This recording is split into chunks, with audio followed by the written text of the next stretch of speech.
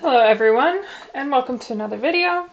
Today's video I want to talk about the best workflow that I have found for getting clean ID maps, and yeah, I've tried a lot of different ways, and this is the best way I've found using Substance Painter. Now there are other programs that are supposedly very good. One of them is Marmoset Toolbox. I've heard good things about it, but I haven't tried it myself.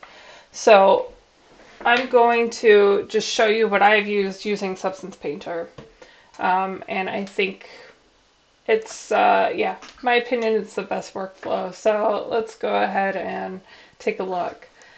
All right, so I started out with just my mesh. I have my mesh that I built and I assigned two textures to it, or two materials to it. So one for the glass because it's going to be opaque. I wanted to make it a different material, and then one for everything else. However, I want, for example, this wall to be a different color than this front end here. So how do I do that if I still want to maintain one material? And the way that we do that is using ID maps, obviously. So let me show you first how I unwrapped this model, because UV unwrapping, I wish someone would have told me this when I first started learning how to do this. UV unwrapping per material is going to be a good way to later get clean ID maps. So let me go to the UV map. This is how I UV unwrapped my material. For example, I can just select this and I'm getting this one wall, which will be one color. I can select these little window frames. That's going to be a different color later on. So we have that. The same thing with the glass, with this stuff up here. All that, it's grouped by color. It's grouped by whatever color I want it to have. So when you UV unwrap, make sure you do that. If you can't do that for whatever reason, then this might not be the best workflow for you. There's a ton of other ways you could try. So yeah, so I did that. And then the next thing that I did was create a high poly model. So I just made a copy paste of it. In this model, I just added some bevels, and yeah, I added some bevels, and then I also added several more materials. This version has as many materials as you want it to have. So we look here, it's got a different material than everywhere else. Everything has its own material, whatever color I want it to be. Yeah, so we also have the exact same UV map because it was a copy paste. So make sure you have the same UV map. All right, so I'm going to export these as high and low. So I'm going to select my high poly, export FBX. I'm going to call it store high, and then click selected objects. And then I'll do the same thing for low.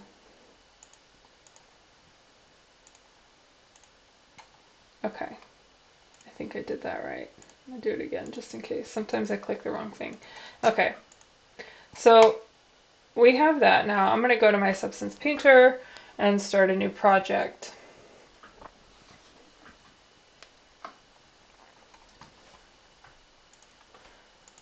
File new, and then here we will of course select our low poly. I'm going to change this to 248. Alright, so here's our model. I'm going to go to Bake Mesh Maps, go here, and then select my high poly. And then I want to leave all of these checked just so we can look at kind of how the normal map turns out and how the ID map turns out. Additionally, whenever you select what kind of ID you want to use, you're going to take your color source and change it to Mesh ID Polygroup, because that is going to just go according to what material is assigned and not necessarily the colors or the vertex color. You can use all of these if you wanted, but yeah, I like to use Mesh ID Polygroup. And then you go ahead and bake it. All right, so here we have our baked design. So you can see that it's already baked in these little high poly, yeah, you can see the little bevels and stuff like that. So let's go ahead and bake the glass as well.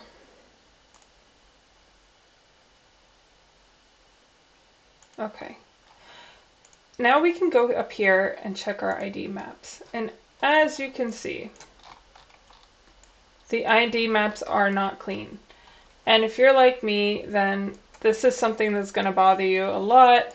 It bothers me quite a bit when it's not clean, even if no one else can really see it. It's an issue for me. So let's look at how to fix that. You can see here there's some uncleanness. Let's take a look at how to fix this.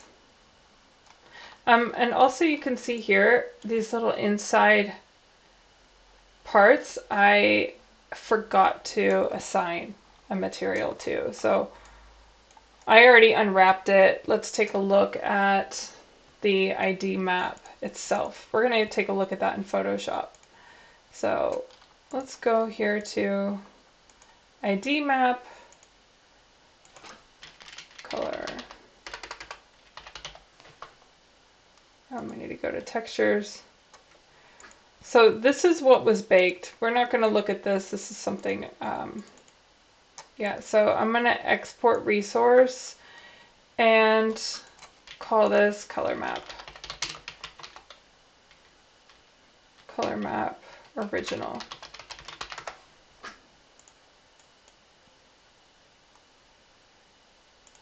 Oh, it's the folder. Okay. Whoops. So this is what we're going to end up with. You can kind of see what I did here, but let's go ahead and just use what we came out with. So I'm going to go to my desktop, mesh. So see here we have this. Let's go ahead and open it with Photoshop. And you could use like the paint tool if you want for this. You don't have to use Photoshop.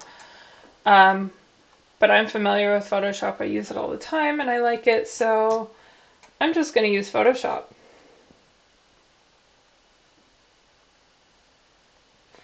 Alright, so here is where the grouping came in very, very handy. You can see here that this is where we had like a bleed over for our ID colors and things. So this is obviously a problem. The easiest way that I found to fix this is just go ahead and select it, right click fill, add your color, and then you choose whatever color that it's grouped in and say OK. And you'll do the same thing here, fill, OK. I'm going to take this whole chunk here and make it green, fill color, OK. Do it again here. And then everything else looks pretty good already. I'm going to go ahead and make this one big chunk just for good measure because, oops, because you certainly can. So yeah, this is just, that's it. Then you can go ahead and save here.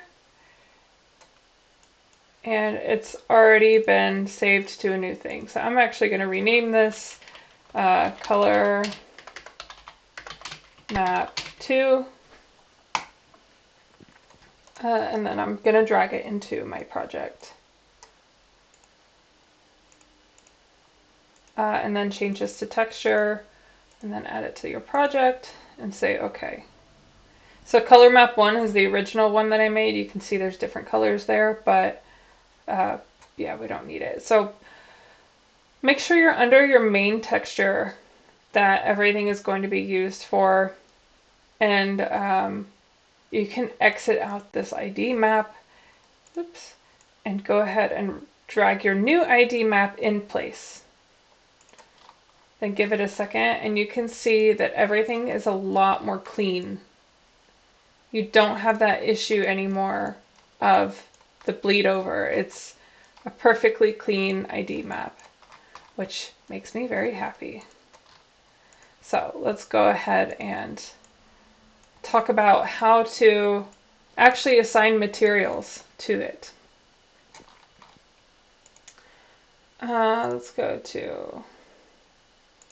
I'm going to exit here and go to materials. So I'm not going to go into a bunch of detail on how to do this, but let's start with the basics of sort of the way that I like to group things. Alright, so I'm just going to pick a material and drag it on there. You can see that this applies to everything that this material is on. The way that we're going to isolate that, say I just want to have it on this wall, I'm going to take this and add a new folder. And then I'm going to drag that into the folder. And I'll tell you in a minute why I have the folders assigned for this. So I'm going to call this folder accent wall, because that's going to be what this wall is, accent wall. And then on this folder, when you have the folder clicked, go to add mask with color selection. And then go down to pick color, and it's using this ID mask here. So go to pick color, and then you choose your color here. And then you have this really clean look to your wall. And let's say that you want to add something else to this wall. You want there to be something painted on it or whatever. You can add that either to here. You can go to a paint layer. If you want to add a full color over it, you can change it to black now. Add that to your folder. And now you have your black wall with this layer underneath it. So yeah, that's how you would do that. The other good thing about this, you can also add masks to it. So if you didn't want this black everywhere, you could add a white mask and color out wherever you don't want it to be. Obviously this doesn't look great, but you get the idea. Yeah, that's why I like using folders to group everything. So you can call that the accent wall. Let's go ahead and change this here to a brick to a wood. We'll make a new folder. We'll call it top part. And then I'm going to drag that in there. We'll do the same thing. Add mask with color selection, pick color, and then choose your red. And that's how that is going to look. You can obviously change however you want. So we can make it look like that. And then, yeah, so you pretty much will just use this workflow for the whole thing. I've got another one. Yeah. So yeah, you see how this works. This is my favorite way to do it. Alright, so, I'm not going to do this whole thing because you get it. You get how this works. I'm going to export this now so you can see that everything comes out as one texture. So let's go to Bake Mesh Maps. We're going to go ahead and bake everything again. except for your ID, because your ID was replaced. So we're going to Bake City Store, and then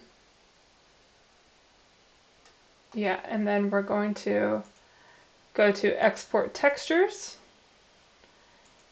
I don't want to export the glass because I didn't do anything there. We'll go to Global Settings and choose a new spot to export. Desktop, Mesh, Textures, select folder. Export. Also, let's point out these settings here. You can change the texture size if you want here to 4K. I had everything set to 2K. It'll do an automatic 2K if you don't change that. This dilation inflate is basically it's how much inflation there is for each map. So I'll show you what it looks like. So you can change it to plus transparent. This is where I will show you what this looks like. Let's go to textures. So now you can see how everything has been grouped together. Dilation inflate is basically how much extra padding there is around where your actual mesh stops. So you can see here that this is where the face that is in this spot ends, and there's like an inflation around it. So the higher K texture that you have, the more dilation you want to have. The lower it is, you can lower that dilation. So you don't always need a dilation, but it's definitely good to have if you're wanting to make sure that